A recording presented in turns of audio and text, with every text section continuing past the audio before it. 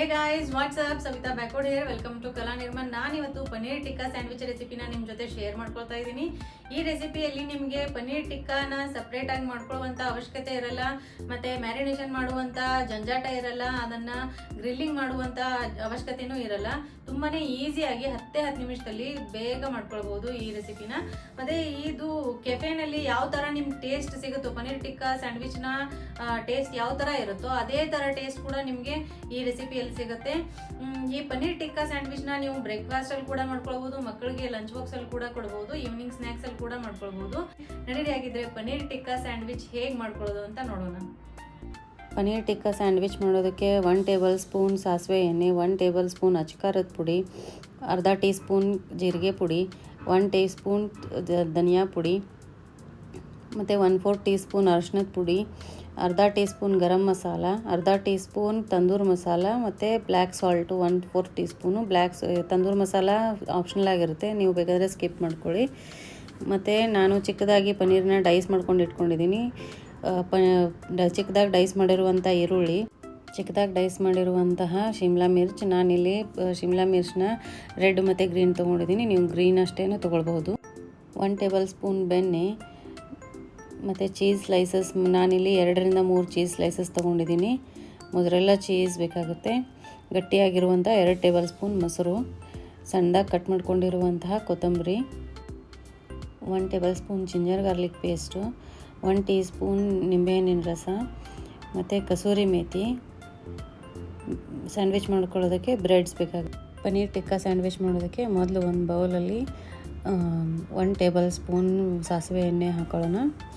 Next ಇದರಲ್ಲಿ 1 table spoon ಅಚ್ಕಾರದ ಪುಡಿ ಆ್ಯಡ್ ಮಾಡೋಣ. ನಾನಿಲ್ಲಿ ಕಾಶ್ಮೀರಿ ಅಚ್ಕಾರದ ಪುಡಿ ತೊಗೊಂಡಿದ್ದೀನಿ ಕಲರ್ಗೋಸ್ಕರ.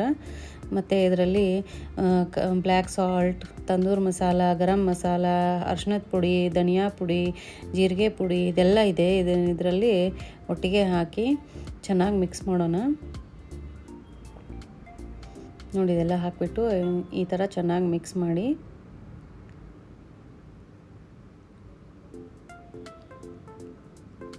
ನೆಕ್ಸ್ಟ್ ಇದೆಲ್ಲ ಮಿಕ್ಸ್ ಆದಮೇಲೆ ಇದರಲ್ಲಿ 1 table spoon ginger garlic paste add ಮಾಡೋಣ.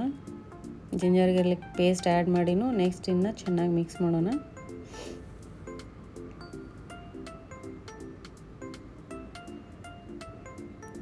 ನೆಕ್ಸ್ಟ್ ಇದರಲ್ಲಿ 1 ಟೀ ಸ್ಪೂನ್ ನಿಂಬೆ ರಸ ಆ್ಯಡ್ ಮಾಡೋಣ.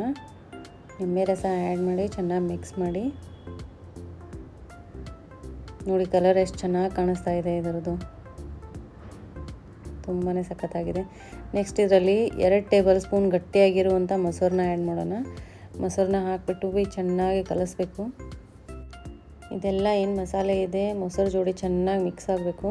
ಆ ಥರ ಪ್ರಾಪರಾಗಿ ಇದನ್ನು ಮಿಕ್ಸ್ ಮಾಡ್ಕೊಳ್ಳೋಣ. ಈ ರೆಸಿಪಿಯಲ್ಲಿ ಮೊಸರನ್ನ ಆದಷ್ಟು ಗಟ್ಟಿಯಾಗಿರುವಂಥದ್ದನ್ನೇ ಉಪಯೋಗಿಸ್ಕೊಳ್ಳಿ. ಮತ್ತು ಸ್ವಲ್ಪ ನೀರಾಗಿರುವಂಥ ಮೊಸರನ್ನ ಯೂಸ್ ಮಾಡಿದರೆ ಇದು ಸರಿಯಾಗಿ ಪನ್ನೀರ್ ಜೊತೆ ಮಿಕ್ಸ್ ಆಗಲ್ಲ, ಜಾಸ್ತಿ ನೀರಾಗಿಬಿಡುತ್ತೆ. ನೋಡಿ, ಈ ಥರ ಈ ಮಸಾಲೆ ಆಗಿದೆ. ನೆಕ್ಸ್ಟ್ ಇದರಲ್ಲಿ ಒಂದು ತಂದೂರ್ ಫ್ಲೇವರ್ ಬರೋದಕ್ಕೋಸ್ಕರ ನಾವಿಲ್ಲಿ ಒಂದು ಸ್ಮೋಕ್ನ ಕೊಡಬೇಕಾಗುತ್ತೆ. ಅದಕ್ಕೋಸ್ಕರ ಮೊದಲು ನಾನಿಲ್ಲಿ ಒಂದು ಇದ್ದಲನ್ನ ತೊಗೊಂಡು ಅದನ್ನು ಚೆನ್ನಾಗಿ ಕಾಯಿಸ್ಬಿಟ್ಟಿದ್ದೀನಿ. ಅದು ಕೆಂಡದ ಥರ ಆಗೋ ಥರ ಕಾಯಿಸ್ಬಿಟ್ಟು ಒಂದು ಬೌಲಲ್ಲಿ ಅದನ್ನು ಇದ್ದಲನ್ನ ಹಾಕಿಬಿಟ್ಟು ನೆಕ್ಸ್ಟ್ ಇದರಲ್ಲಿ ಈ ಮಸಾಲೆ ಏನಿರುತ್ತಲ್ಲ ಅದರಲ್ಲಿಟ್ಟು ಸ್ವಲ್ಪ ತುಪ್ಪ ಹಾಕಿ ಅದನ್ನು ಕ್ಲೋಸ್ ಮಾಡಿಬಿಡೋಣ. ಕ್ಲೋಸ್ ಮಾಡಿ 1 ನಿಮಿಷದ ತನಕ ಹಾಗೆ ಬಿಡೋಣ. ಅದರಲ್ಲಿ ಪೂರಾ ಅದೇನು ಮಸಾಲೆ ಇದೆ ಅದು ಪೂರಾ ತಂದೂರ್ ಥರನೇ ಸ್ಮೋಕ್ ಆಗುತ್ತೆ, ಟೇಸ್ಟಿಯಾಗಿರುತ್ತೆ ತುಂಬಾ. ನಿಮಗೆ ಪನ್ನೀರ್ ಕೂಡ ಅದೇ ಟೇಸ್ಟ್ ಬರುತ್ತೆ, ತಂದೂರ್ ಥರನೇ ಟೇಸ್ಟ್ ಬರುತ್ತೆ. ಅದಕ್ಕೋಸ್ಕರ ಈ ಥರ ಮಾಡೋದು. ಈಗ ಈ ಪ್ರೊಸೆಸ್ ಕಂಪ್ಲೀಟ್ ಆಗಿದೆ. ನೆಕ್ಸ್ಟ್ ಪ್ರೊಸೆಸ್ಸಲ್ಲಿ ನಾವು ಒಂದು ಸ್ಟಫಿಂಗ್ ತಯಾರು ಮಾಡ್ಕೊಳ್ಬೇಕು. ಸ್ಟಫಿಂಗ್ ತಯಾರು ಮಾಡ್ಕೊಳ್ಳೋದಕ್ಕೋಸ್ಕರ ಒಂದು ಪ್ಯಾನ್ನ ಬಿಸಿ ಮಾಡ್ಕೊಳ್ಳೋಣ. ಪ್ಯಾನ್ ಬಿಸಿ ಆಗ್ತಿದ್ದಂಗೆ ಅದರಲ್ಲಿ 1 ಟೇಬಲ್ ಸ್ಪೂನ್ ಬೆಣ್ಣೆ ಹಾಕ್ಕೊಳ್ಳೋಣ.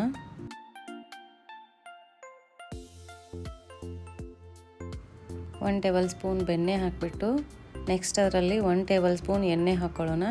ಎಣ್ಣೆ ಹಾಕೋದ್ರಿಂದ ಬೆಣ್ಣೆ ತುಪ್ಪದ ಥರ ಆಗಲ್ಲ, ಅಂದರೆ ಹೊತ್ತಲ್ಲ. ಅದಕ್ಕೋಸ್ಕರ ಎಣ್ಣೆ ಹಾಕೋಣ. ಬೆಣ್ಣೆದು ಟೇಸ್ಟ್ ಹಾಗೇ ಇರುತ್ತೆ, ಅದಕ್ಕೋಸ್ಕರ ಎಣ್ಣೆ ಹಾಕಬೇಕು. ಬೆಣ್ಣೆ ಮತ್ತು ಎಣ್ಣೆ ಎರಡೂ ಚೆನ್ನಾಗಿ ಮಿಕ್ಸ್ ಮಾಡಿ ಅದು ಚೆನ್ನಾಗಿ ಮಿಕ್ಸ್ ಆಗಿ ಬಿಸಿ ಆಗಬೇಕು. ಈ ಬೆಣ್ಣೆ ಮತ್ತು ಎಣ್ಣೆ ಎರಡೂ ಚೆನ್ನಾಗಿ ಮಿಕ್ಸಾಗಿ ಬಿಸಿ ಆದ ನಂತರ ಇದರಲ್ಲಿ ನಾವು ಸಣ್ಣದಾಗಿ ಡೈಸ್ ಮಾಡ್ಕೊಂಡಿರ್ತೀವಲ್ಲ ಅದನ್ನು ಆನಿಯನ್ ಈರುಳ್ಳಿನ ಹಾಕಿಬಿಟ್ಟು ಮಿಕ್ಸ್ ಮಾಡೋಣ. ಈ ಪ್ರೊಸೆಸ್ಸಲ್ಲಿ ವೆಜಿಟೇಬಲ್ಸ್ ಜಾಸ್ತಿ ಫ್ರೈ ಆಗೋದು ಬೇಡ, 10 ಸೆಕೆಂಡ್ನಷ್ಟು ಫ್ರೈ ಮಾಡಿದರೆ ಅಷ್ಟೇ ಸಾಕು.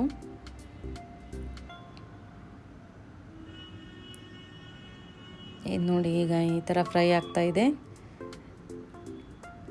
ಇಷ್ಟು ಫ್ರೈ ಆದರೆ ಸಾಕು. ಮತ್ತು ಈ ರೆಸಿಪಿಯಲ್ಲಿ ವೆಜಿಟೇಬಲ್ಸ್ನ ಫ್ರೈ ಮಾಡ್ಕೊಳ್ಳೋವಾಗ ಗ್ಯಾಸಿನ ಫ್ಲೇಮು ಜಾಸ್ತಿ ಆಗಿರಬೇಕು, ತುಂಬಾ ಹೈ ಫ್ಲೇಮ್ ಇರಬೇಕು. ಹೈ ಫ್ಲೇಮ್ನಲ್ಲಿ ಎಲ್ಲ ವೆಜಿಟೇಬಲ್ಸ್ನ ಫ್ರೈ ಮಾಡಬೇಕು. ನೆಕ್ಸ್ಟ್ ಇದರಲ್ಲಿ ನಾನು ಡೈಸ್ ಮಾಡ್ಕೊಂಡಿರುವಂಥ ಕ್ಯಾಪ್ಸಿಕಮ್ನ ಆ್ಯಡ್ ಮಾಡ್ತಾಯಿದ್ದೀನಿ. ನೀವು ಬೇಕಾದರೆ ಗ್ರೀನ್ ಮಾತ್ರ ತೊಗೊಳ್ಬೋದು, ಬೇಕಾದರೆ ರೆಡ್ ಮಾತ್ರ ತೊಗೊಳ್ಬೋದು, ಇಲ್ಲ ರೆಡ್ ಗ್ರೀನ್ ಎಲ್ಲೋ ಮೂರೂ ತೊಗೊಂಡು ಮಿಕ್ಸ್ ಮಾಡಿಕೊಂಡು ವೆಜಿಟೇಬಲ್ಸ್ನ ಫ್ರೈ ಮಾಡ್ಕೊಳ್ಬಹುದು. ಅದು ಚೆನ್ನಾಗಿರುತ್ತೆ, ಕಲರ್ ನೋಡೋದಕ್ಕೆ ತುಂಬಾ ಕಲರ್ಫುಲ್ಲಾಗಿರುತ್ತೆ. ಈ ಥರ ಎಲ್ಲ ವೆಜಿಟೇಬಲ್ಸ್ನೂ ಕೂಡ ಹೈ ಫ್ಲೇಮಲ್ಲೇ ಇದನ್ನು ಕುಕ್ ಮಾಡಬೇಕು. ಎಲ್ಲ ವೆಜಿಟೇಬಲ್ಸ್ಗೂ ಒಂಥರ ಸುಟ್ಟಿರೋ ಥರ ಅರೋಮಾ ಬರುತ್ತೆ, ಆ ಥರ ಅರೋಮಾ ಬರಬೇಕು. ಈ ಥರ ಇದನ್ನು ಎಲ್ಲ ವೆಜಿಟೇಬಲ್ಸ್ನೂ ಟಾಸ್ ಮಾಡಬೇಕು ಒಂದು 3-4 ಸರಿ. ಯಾರಿಗೆಲ್ಲ ಟಾಸ್ ಮಾಡ್ಕೊಳಕ್ಕೆ ಬರಲ್ವೋ ಅವರು ಹಾಗೆ ಕೂಡ ಫ್ರೈ ಮಾಡ್ಕೊಳ್ಬೋದು, ಅದೇನು ಪ್ರಾಬ್ಲಮ್ ಇಲ್ಲ. ನೆಕ್ಸ್ಟ್ ಈ ಎಲ್ಲ ವೆಜಿಟೇಬಲ್ಸ್ನು ಫ್ರೈ ಮಾಡಿದ ನಂತರ ಹೈ ಫ್ಲೇಮಲ್ಲಿ ಇದನ್ನು ಗ್ಯಾಸ್ ಫ್ಲೇಮ್ ಕಡಿಮೆ ಮಾಡೋಣ. ಲೋ ಫ್ಲೇಮಲ್ಲಿ ಇದನ್ನು ನಾವೇನು ಮಸಾಲ ಮಾಡ್ಕೊಂಡು ಇಟ್ಕೊಂಡಿರ್ತೀವಲ್ಲ ತಂದೂರು ಮಸಾಲ, ಅದನ್ನು ಆ್ಯಡ್ ಮಾಡೋಣ. ಆ್ಯಡ್ ಮಾಡಿಬಿಟ್ಟು ಚೆನ್ನಾಗಿ ಮಿಕ್ಸ್ ಮಾಡೋಣ. ನಾನು ಮತ್ತೆ ಹೇಳ್ತಾ ಇದ್ದೀನಿ, ತಂದೂರು ಮಸಾಲ ಆ್ಯಡ್ ಮಾಡುವಾಗ ಗ್ಯಾಸ್ ಫ್ಲೇಮ್ ಲೋ ಇರಲಿ, ಕಡಿಮೆ ಇರಲಿ. ತಂದೂರು ಮಸಾಲ ಆ್ಯಡ್ ಮಾಡಿಬಿಟ್ಟು ಚೆನ್ನಾಗಿ ಮಿಕ್ಸ್ ಮಾಡೋಣ. ಸ್ವಲ್ಪ ಹುಷಾರಾಗಿರಬೇಕು, ಯಾಕಂದರೆ ಇದು ತಂದೂರು ಮಸಾಲ ತಳ ಹಿಡಿದ್ಬಿಡುತ್ತೆ. ಅದಕ್ಕೆ ನೆಕ್ಸ್ಟ್ ನಾನು ಇದರಲ್ಲಿ 2-3 ಚೀಸ್ ಲೇಯರ್ ತೊಗೊಂಡಿದ್ದೀನಿ. ಚೀಸ್ ಲೇಯರ್ ಆ್ಯಡ್ ಮಾಡ್ತಾಯಿದ್ದೀನಿ. ಚೀಸ್ ಲೇಯರ್ ಪೂರಾ ಮೆಲ್ಟ್ ಆಗೋ ತನಕ ಇದನ್ನು ಚೆನ್ನಾಗಿ ಮಿಕ್ಸ್ ಮಾಡೋಣ. ಬೇಗ ಮೆಲ್ಟ್ ಆಗುತ್ತೆ, ಇದಕ್ಕೇನು ಜಾಸ್ತಿ ಟೈಮ್ ತೊಗೊಳ್ಳಲ್ಲ. ಈ ರೆಸಿಪಿಯಲ್ಲಿ ನಿಮಗೆ ಚೀಸ್ ಇಷ್ಟ ಇಲ್ಲ ಅಂತಂದರೆ ಅದನ್ನು ಸ್ಕಿಪ್ ಕೂಡ ಮಾಡ್ಕೊಳ್ಬೋದು. ಚೀಸ್ ಸ್ಕಿಪ್ ಮಾಡಿ ಲಾಸ್ಟಲ್ಲಿ ಮಯೋನೀಸ್ ಆ್ಯಡ್ ಮಾಡ್ಕೊಳ್ಬೋದು. ನೀವು ಮಯೋನೀಸ್ ಆ್ಯಡ್ ಮಾಡೋದಾದರೆ ಇದು ಸ್ಟಫಿಂಗ್ ಏನು ತಯಾರಾಗಿರುತ್ತಲ್ಲ ಅದು ಎಲ್ಲ ತಣ್ಣಗಾದ್ಮೇಲೆ ಆವಾಗ ಮಯೋನೀಸ್ ಆ್ಯಡ್ ಮಾಡಿ ಅದರಿಂದ ಸ್ಯಾಂಡ್ವಿಚ್ ಮಾಡ್ಕೊಳ್ಬಹುದು. ನೆಕ್ಸ್ಟ್ ನಾನು ಇದರಲ್ಲಿ ಕಟ್ ಮಾಡ್ಕೊಂಡಿರುವಂಥ ಪನ್ನೀರನ್ನ ಆ್ಯಡ್ ಮಾಡ್ತಾಯಿದ್ದೀನಿ. ಪನ್ನೀರನ್ನ ಹಾಕಿಬಿಟ್ಟು ಚೆನ್ನಾಗಿ ಕಲಿಸ್ತಾ ಇದ್ದೀನಿ.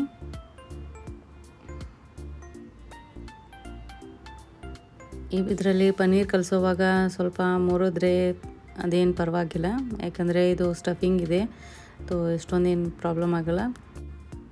ನೋಡಿ ಕಲಸಿದ ಮೇಲೆ ಇದು ಪನ್ನೀರ್ ಇಷ್ಟೊಂದು ಚೆನ್ನಾಗಿ ಕಾಣುತ್ತೆ, ತುಂಬಾ ಸಖತ್ತಾಗಿ ಕಾಣಿಸುತ್ತೆ. ನೀವು ನೋಡ್ತಾ ಇರ್ಬೋದು ಎಷ್ಟೊಂದು ಕಲರ್ಫುಲ್ಲಾಗಿ ರೆಡ್ಡಾಗಿ ಎಷ್ಟೊಂದು ಚೆನ್ನಾಗಿ ಕಾಣಿಸ್ತಾ ಇದೆ ಅಂತ.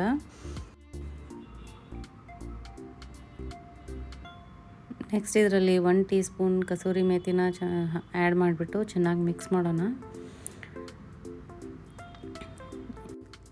ನೋಡಿ ಈ ಥರ ಚೆನ್ನಾಗಿ ಮಿಕ್ಸ್ ಮಾಡಿದ ಮೇಲೆ ಗ್ಯಾಸ್ ಫ್ಲೇಮ್ ಆಫ್ ಮಾಡೋಣ. ಗ್ಯಾಸ್ ಸ್ಟವ್ ಆಫ್ ಮಾಡಿಬಿಟ್ಟು ಲಾಸ್ಟಲ್ಲಿ ಇದಕ್ಕೆ ಸಣ್ಣದಾಗಿ ಕಟ್ ಮಾಡ್ಕೊಂಡಿರುವಂಥ ಕೊತ್ತಂಬರಿ ಸೊಪ್ಪನ್ನ ಹಾಕಿಬಿಟ್ಟು ಚೆನ್ನಾಗಿ ಮಿಕ್ಸ್ ಮಾಡೋಣ.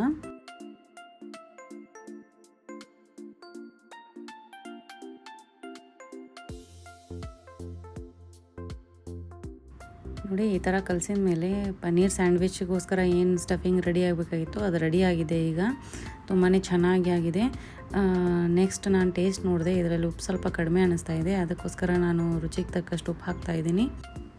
ಉಪ್ಪು ಹಾಕಿಬಿಟ್ಟು ಪ್ರಾಪರಾಗಿ ಮಿಕ್ಸ್ ಮಾಡೋಣ. ಇಲ್ಲಿದ್ದರೆ ಉಪ್ಪು ಒಂದೇ ಕಡೆ ಕೂತ್ಕೊಂಡು ಬಿಡುತ್ತೆ ಮತ್ತು ಅದು ಬಾಯಲ್ಲಿ ಜಾಸ್ತಿ ಉಪ್ಪು ಒಂದೇ ಕಡೆ ಬಂದುಬಿಡುತ್ತೆ. ಅದಕ್ಕೋಸ್ಕರ ಚೆನ್ನಾಗಿ ಮಿಕ್ಸ್ ಮಾಡೋಣ. ಮಿಕ್ಸ್ ಮಾಡಿದಾದಮೇಲೆ ಇದು ಸ್ವಲ್ಪ ತಣ್ಣಗಾಗೋದಕ್ಕೆ ಬಿಡಬೇಕು. ತಣ್ಣಗಾದ ನಂತರ ಇದರಿಂದ ಸ್ಯಾಂಡ್ವಿಚ್ ತಯಾರು ಮಾಡೋಣ. ನಾನು ಇದನ್ನು ಈಗ ಒಂದು ಬೌಲಲ್ಲಿ ಟ್ರಾನ್ಸ್ಫರ್ ಮಾಡ್ತಾಯಿದ್ದೀನಿ. ಒಂದು ಬೌಲಲ್ಲಿ ಟ್ರಾನ್ಸ್ಫರ್ ಮಾಡೋದ್ರಿಂದ ಅದು ಬೇಗ ತಣ್ಣಗಾಗುತ್ತೆ.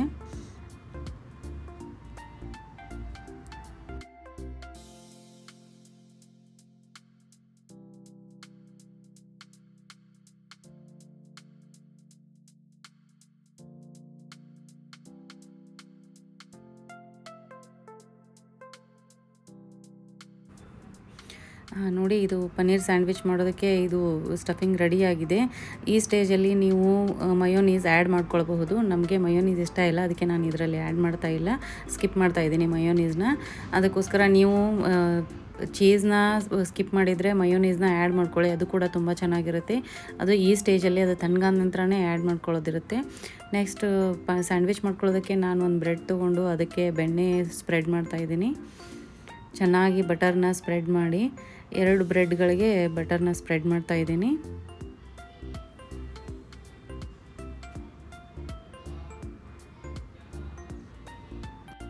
ನೋಡಿ ಈ ಥರ 2 ಬ್ರೆಡ್ಗೂ ಬಟರ್ನ ಚೆನ್ನಾಗಿ ಸ್ಪ್ರೆಡ್ ಮಾಡಿಬಿಟ್ಟು ನೆಕ್ಸ್ಟ್ ಇದರಲ್ಲಿ ಸ್ಟಫಿಂಗ್ನ ಫಿಲ್ ಮಾಡೋಣ. ಸ್ಟಫಿಂಗ್ನ ತುಂಬ್ಕೊಳ್ಳೋಣ. ಇದು ಸ್ಟಫಿಂಗ್ ಸ್ವಲ್ಪ ಜಾಸ್ತಿ ಆದರೂ ಪರವಾಗಿಲ್ಲ, ಟೇಸ್ಟ್ ಚೆನ್ನಾಗೇ ಇರುತ್ತೆ, ತುಂಬಾ ಸಖತ್ತಾಗಿರುತ್ತೆ. ನೀವು ಮನೆಯಲ್ಲಿ ಒಂದು ಸತಿ ಟ್ರೈ ಮಾಡಿ.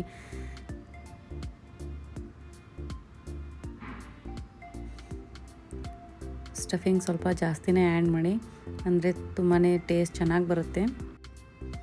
ನೆಕ್ಸ್ಟ್ ಇದ್ರ ಮೇಲೆ ಸ್ವಲ್ಪ ಅಂದರೆ ಸ್ವಲ್ಪನೇ ಮೊಸರೆಲ್ಲ ಚೀಸ್ ಆ್ಯಡ್ ಮಾಡ್ಕೊಳ್ಳೋಣ. ಇದು ಮೊಸರೆಲ್ಲ ಚೀಸು ಮತ್ತು ಚೀಸ್ ಸ್ಲೈಸು ಏನಿದೆ ಇದು ಆಪ್ಷನಲ್ ಆಗಿದೆ. ನೀವು ಇದನ್ನ 2 ಸ್ಕಿಪ್ ಮಾಡಿದರೆ ಮಯೋನೀಸ್ನ ಆ್ಯಡ್ ಮಾಡ್ಕೊಳ್ಳೇಬೇಕಾಗುತ್ತೆ. ಅಥವಾ ಮಯೋನೀಸ್ ಕ್ಯಾನ್ಸಲ್ ಮಾಡಿದರೆ ಇದು ಚೀಸ್ 2 ಚೀಸ್ನ ಆ್ಯಡ್ ಮಾಡ್ಕೊಳ್ಳಿ. ಈ ಮೊಸರೆಲ್ಲ ಚೀಸ್ ಹಾಕೋದ್ರಿಂದ ಒಂಥರ ಟೇಸ್ಟ್ ಚೆನ್ನಾಗಿ ಬರುತ್ತೆ, ಅದಕ್ಕೆ ನಾನು ಮೊಸರೆಲ್ಲ ಚೀಸ್ನ ಆ್ಯಡ್ ಮಾಡ್ತಾಯಿದ್ದೀನಿ ಇದರಲ್ಲಿ ಸ್ಯಾಂಡ್ವಿಚಲ್ಲಿ. ನೆಕ್ಸ್ಟ್ ಇನ್ನೊಂದು ಬೆಣ್ಣೆ ಸವರಿರುವಂಥ ಬ್ರೆಡ್ ತೊಗೊಂಡು ಅದನ್ನು ಇದ್ರ ಮೇಲೆ ಮುಚ್ಚಿಬಿಟ್ಟು ಸ್ವಲ್ಪ ಪ್ರೆಸ್ ಮಾಡಬೇಕು. ತುಂಬಾ ಹಗುರವಾಗಿ ಪ್ರೆಸ್ ಮಾಡಬೇಕು, ಜಾಸ್ತಿ ಒತ್ತೋ ಆಗಿಲ್ಲ. ನೆಕ್ಸ್ಟ್ ಈಗ ನಾವು ಸ್ಯಾಂಡ್ವಿಚ್ ಮೇಕರ್ನ ಯೂಸ್ ಮಾಡ್ತಾಯಿದ್ದೀನಿ ನಾನಿಲ್ಲಿ. ನೀವು ತವಾ ಮೇಲೂ ಕೂಡ ಇದನ್ನು ಸ್ಯಾಂಡ್ವಿಚ್ ಮಾಡ್ಕೊಳ್ಬಹುದು. ಈ ಸ್ಯಾಂಡ್ವಿಚ್ ಮೇಕರಲ್ಲಿ ಗ್ರಿಲ್ ಟೆಕ್ಸ್ಚರ್ ತುಂಬಾ ಚೆನ್ನಾಗಿ ಬರುತ್ತೆ. ಆ ಟೆಕ್ಸ್ಚರ್ ಚೆನ್ನಾಗಿ ಬರೋದಕ್ಕೋಸ್ಕರ ನಾನಿಲ್ಲಿ ಬೆಣ್ಣೆನ ಹಾಕ್ತಾಯಿದ್ದೀನಿ. ಸ್ಯಾಂಡ್ವಿಚ್ ಮೇಕರ್ನ ಮೊದಲೇ ಸ್ವಲ್ಪ ಬಿಸಿ ಮಾಡ್ಕೊಂಡಿದ್ದೀನಿ, ಅದರ ಮೇಲೆ ಬೆಣ್ಣೆ ಹಾಕ್ತಾಯಿದ್ದೀನಿ. ನೆಕ್ಸ್ಟ್ ಅದರ ಮೇಲೆ ಮಾಡ್ಕೊಂಡಿರುವಂಥ ಸ್ಯಾಂಡ್ವಿಚ್ನ ಇಡೋಣ. ನೆಕ್ಸ್ಟ್ ಅದಕ್ಕೆ ಮೇಲಿನ ಲೇಯರು ಬ್ರೆಡ್ಗಿನೂ ಕೂಡ ಬೆಣ್ಣೆ ಹಚ್ಚೋಣ. ಅದರಿಂದ ಟೆಕ್ಸ್ಚರ್ ತುಂಬಾ ಚೆನ್ನಾಗಿ ಬರುತ್ತೆ, ಗ್ರಿಲ್ನ ಟೆಕ್ಸ್ಚರ್. ನೆಕ್ಸ್ಟ್ ಇದನ್ನು ಮುಚ್ಚೋಣ. ಇದ್ರ ಮೇಲೆ ಸ್ವಲ್ಪ ಪ್ರೆಷರ್ ಹಾಕಬೇಕಾಗುತ್ತೆ, ಅಂದರೆ ಇದ್ರದ್ದು ಲೈನ್ಸ್ ಏನು ಟೆಕ್ಸ್ಚರ್ ಇದೆ, ಗ್ರಿಲ್ನ ಟೆಕ್ಸ್ಚರ್ ತುಂಬಾ ಚೆನ್ನಾಗಿ ಮೂಡ್ ಬರುತ್ತೆ ಅದಕ್ಕೆ. ನೆಕ್ಸ್ಟ್ ಈ ಥರ ಇದ್ರ ಸ್ಯಾಂಡ್ವಿಚ್ ಮೇಕರಲ್ಲಿ 1 ರಿಂದ 1.5 ನಿಮಿಷ ಇದನ್ನು ಬೇಯಿಸಿದರೆ ಸಾಕು. ನೋಡಿ ಇದು ಗ್ರಿಲ್ ಟೆಕ್ಸ್ಚರ್ ಎಷ್ಟೊಂದು ಚೆನ್ನಾಗಿ ಬಂದಿದೆ. ಇದಾಗಿದೆ, ಈಗ ಇದನ್ನು ತೆಗಿಯೋಣ. ಒಂದು ಸರ್ವಿಂಗ್ ಬೌಲ್ ಪ್ಲೇಟ್ನಲ್ಲಿ ಸರ್ವ್ ಮಾಡೋಣ. ನೋಡಿ ಎಷ್ಟೊಂದು ಚೆನ್ನಾಗಿ ಬಂದಿದೆ. ನೆಕ್ಸ್ಟ್ ಈಗ ಇದನ್ನು ಕಟ್ ಮಾಡಿ ನೋಡೋಣ ಹೇಗಾಗಿದೆ ಅಂತ. ವಾವ್, ಬ್ರೆಡ್ ಅಂತೂ ತುಂಬಾ ಕ್ರಂಚಿಯಾಗಿ ಕ್ರಿಸ್ಪಿಯಾಗಿ ಆಗಿದೆ. ನೆಕ್ಸ್ಟ್ ಒಳಗಿಂದು ಸ್ಟಫಿಂಗ್ ಹೇಗಿದೆ ಅಂತ ನೋಡೋಣ. ನೋಡಿ ಚೀಸ್ ಎಷ್ಟೊಂದು ಚೆನ್ನಾಗಿ ಕಾಣಿಸ್ತಾ ಇದೆ, ತುಂಬಾ ಸಖತ್ತಾಗಿ ಕಾಣಿಸ್ತಾ ಇದೆ ಸ್ಯಾಂಡ್ವಿಚ್ಚು. ನೆಕ್ಸ್ಟ್ ಇದನ್ನು ಒಂದು ಸರ್ವಿಂಗ್ ಪ್ಲೇಟಲ್ಲಿ ಸರ್ವ್ ಮಾಡೋಣ. ನೋಡಿ ತುಂಬಾ ಕಡಿಮೆ ಸಮಯದಲ್ಲಿ 10 ನಿಮಿಷದಲ್ಲಿ ಈಸಿಯಾಗಿ ಕಡಿಮೆ ಇಂಗ್ರೀಡಿಯೆಂಟ್ಸಲ್ಲಿ ಫಟಾಫಟ್ ಅಂತ ಪನ್ನೀರ್ ಟಿಕ್ಕಾ ಸ್ಯಾಂಡ್ವಿಚ್ ತಯಾರಾಗಿದೆ. ನೀವು ಕೂಡ ಇದನ್ನು ಮನೇಲಿ ಟ್ರೈ ಮಾಡಿ, ಹೇಗಿದೆ ಅಂತ ನನಗೆ ಕಮೆಂಟ್ ಬಾಕ್ಸಲ್ಲಿ ಕಮೆಂಟ್ ಮಾಡಿ. ಈ ರೆಸಿಪಿ ನಿಮಗೆ ಇಷ್ಟ ಆಗಿದ್ದರೆ ದಯವಿಟ್ಟು ಲೈಕ್ ಮಾಡಿ, ಶೇರ್ ಮಾಡಿ, ಸಬ್ಸ್ಕ್ರೈಬ್ ಮಾಡಿ. ನಾನು ನಿಮಗೆ ಮತ್ತೆ ಸಿಗ್ತೀನಿ ಮುಂದಿನ ವಿಡಿಯೋದಲ್ಲಿ ಈ ಥರ ಡೆಲಿಷಿಯಸ್ ರೆಸಿಪಿಯೊಂದಿಗೆ.